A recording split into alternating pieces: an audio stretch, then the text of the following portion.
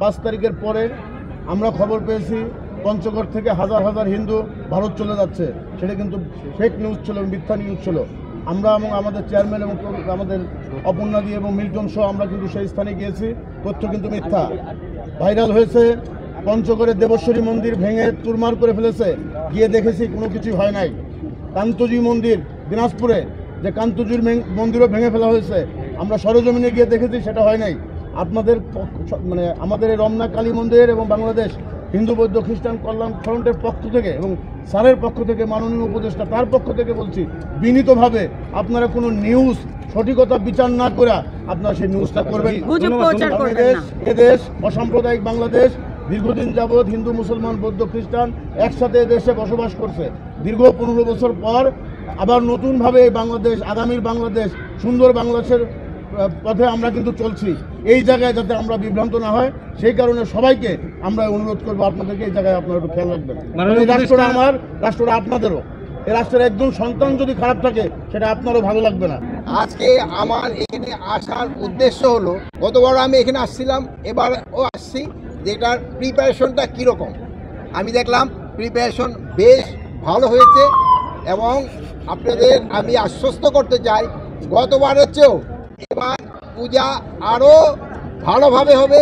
এটা খুব উৎসব মুখর হবে এবং সবাই এটার পবিত্রতা বজায় রাখবে। এটা কিন্তু একটা ধর্মীয় অনুষ্ঠান, এটার কিন্তু একটু পবিত্রতা বজায় রাখতে হবে।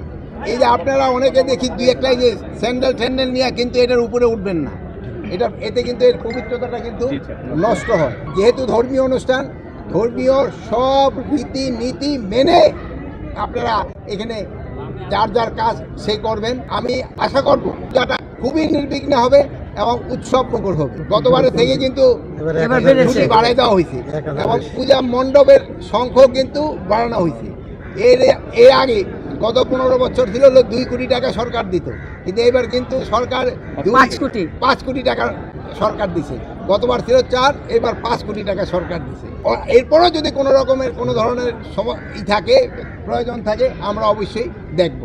প্লাস আপনারা জানেন পূজা যেন নির্বিঘ্নভাবে হতে পারে, এই জন্য আমরা একটা কিন্তু নতুন অ্যাপও খুলেছি, কোথায় কি ঘটবে এটা সাথে সাথে যেন জানা যায়। আর আরেকটা জিনিস হলো, এবার এটার শান্তি শৃঙ্খলা রক্ষাতে আমরা কিন্তু আমাদের আনসার থাকবে, অন্যান্য আইনশৃঙ্খলার বাহিনীর লোক থাকবে, পুলিশ থাকবে, সাথে সাথে তাদেরও নিজস্ব লোক থাকবে।